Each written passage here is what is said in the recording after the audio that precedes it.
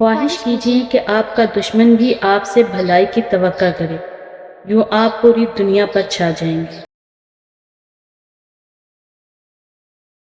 اگر انسان چاہتا ہے کہ اس کے رزق میں وسعت پیدا ہو جائے تو اپنے اوپر لازم کر لے کہ اللہ کے بندوں کو کھانا کھلاتا رہے۔ انسان کا ہر وقت یہ سوچنا کہ میرے لیے خوشیاں ہی خوشیاں ہوں اور کوئی دکھ نہ ہو تو یہ غیر فطری خواہش ہے۔ رب کی رحمت کو جوش میں لانے کا آسان طریقہ یہ ہے کہ اس کے بندوں پر مہربان ہو جائیں، رب آپ پر مہربان ہو جائے گا۔ غیبت سے چھٹکارے کے لیے ہم یہ کر سکتے ہیں کہ جب کسی کی غیبت کرنے کو ہمارا جی چاہے تو ہم اس شخص کی خوبیاں بیان کرنا شروع کر دیں۔ انسان کی فطرت ہے کہ وہ اس شخص کی بات زیادہ غور سے سنتا اور اس پر عمل کرتا ہے جس کے انداز میں نرمی اور پیار ہو۔ دوستی کا اچھا معیار یہ ہے کہ کبھی کسی دوست کو اپنی ضرورت کے اظہار کے لیے منہ کھولنے کی نوبت نہ آئے۔ قانون فطرت یہ ہے کہ ہم جس چیز کے پیچھے بھاگتے ہیں وہ ہم سے دور بھاگتی ہے، اور جس سے دور بھاگتے ہیں وہ ہمارے پیچھے بھاگتی ہے۔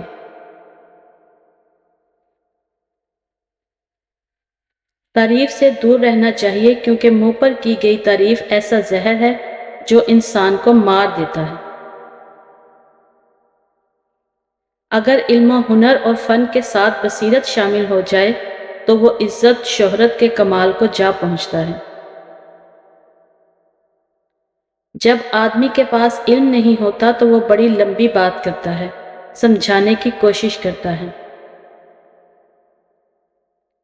جب اللہ کی عطا کردہ نعمتوں میں سے کسی کو کچھ دیں تو اس انسان سے اپنی نظریں جھکا لے، ہو سکے تو حضرت علی کے طریقے پر عمل کرتے ہوئے کسی بہانے سے اپنا منہ دوسری طرف پھیر لیں تاکہ لینے والا شرمندہ نہ ہو۔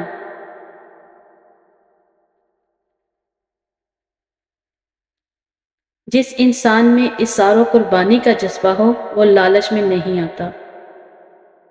دوسروں کا احساس ہونا انسان کی بہت بڑی خوبیوں میں سے ایک خوبی ہے۔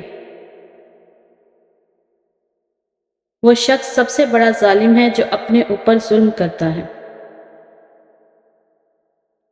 عالم بے عمل کی نسبت اللہ کو وہ جاہل زیادہ پسند ہے جو با عمل ہو۔ جس انسان کی سوچ بلند ہوتی ہے اس کے عمل خود بخود بڑے ہو جاتے ہیں۔ جتنا کسی میں زیادہ علم ہوگا اتنی ہی اس میں عاجزی ہوگی۔ انسانی زندگی میں نصیحت کچھ زیادہ کردار ادا نہیں کرتی سوائے اس کے کہ یہ دوسرے آدمی کو ہم سے دور کر دے۔ اگر ہمیں کسی وقت تکلیف آتی ہے تو اس کے بعد جو راحت ہمیں رب تعالیٰ عطا فرمائے گا وہ راحت اسی نسبت سے کمال کی ہوگی جس نسبت سے ہم نے وہ دقت اٹھائی ہے۔ اگر انسان یہ چاہے کہ وہ دنیا میں ہی جنت کے مزے لوٹے تو اسے چاہیے کہ اپنی زبان کو گلے شکوے سے روک لے۔ انسان کے اندر اس وقت تک مضبوطی نہیں آ سکتی جب تک اس کا اخلاقی کردار مضبوط نہیں ہوگا۔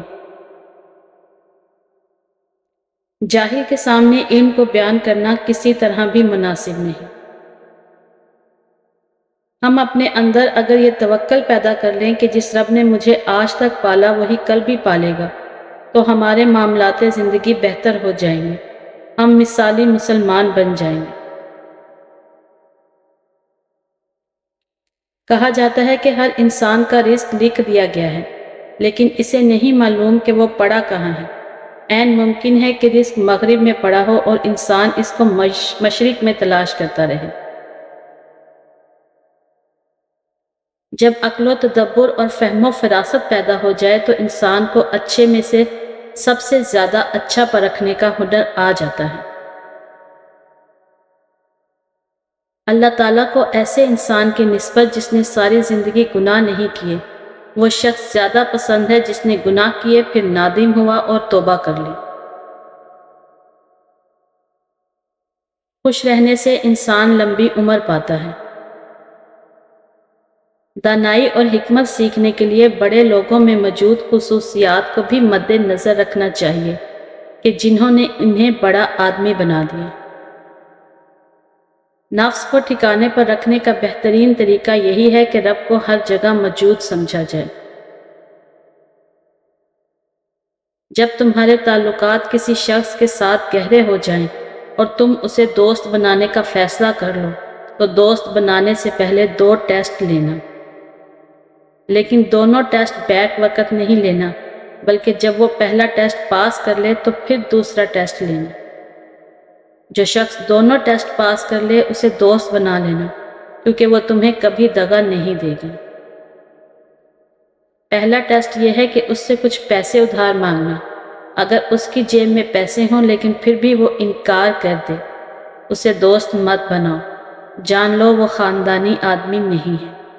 یا پھر اگر وہ تمہیں پیسے دے کر لوگوں سے اس کا ذکر کر دے، پھر بھی اسے دوست مت بنانا۔ اگر وہ تمہیں ادھار دے دے، لوگوں سے بھی ذکر نہ کرے لیکن رقم واپس مانگ لے، تب بھی اسے دوست نہ بنانا کہ وہ خاندانی آدمی نہیں ہے۔ لیکن اگر وہ تمہیں ادھار دے، کسی سے ذکر بھی نہ کرے، تم سے رقم کی واپسی کا تقاضا بھی نہ کرے، تو اس سے دوستی کر لینا، بندہ خاندانی ہے۔ دوسرا ٹیسٹ یہ ہے کہ جب وہ محفل میں بیٹھا ہو تو اسے کوئی نازیبہ بات کہنا۔ اگر وہ تمہاری بات پر بھڑک اٹھے تو اسے دوست مت بنانا، کیونکہ اس نے دوستی کا محض ملمہ چڑھایا ہوا ہے۔ اگر وہ تمہاری بات پر مسکرا دے تو اسے دوست بنا لینا، بندہ خاندانی ہے۔ جب بھی کوئی شخص ہم سے ملے ہم اسے کچھ نہ کچھ ضرور دیں، اور کچھ نہیں تو ایک مسکراہٹ ہی صحیح۔ جس شخص نے دل کو کینہ اور بغض سے پاک نہیں کیا وہ کبھی روحانیت کے کسی مقام پر نہیں پہنچ پائے گا۔ جب ہم سفارش اور رشوت کے زور پر اپنا کام دوسروں سے پہلے کروا رہے ہوتے ہیں تو ان کی حق تلفی کر رہے ہوتے ہیں۔ نیکی اس وقت تک نیکی ہے جب تک ہمیں یہ احساس نہ ہو کہ ہم نیکی کر رہے ہیں، لیکن جیسے ہی ہمیں احساس ہو کہ ہم نیکی کر رہے ہیں یا ہم نیک ہیں تو ہم تکبر کی راہ پر چلنے لگتے ہیں۔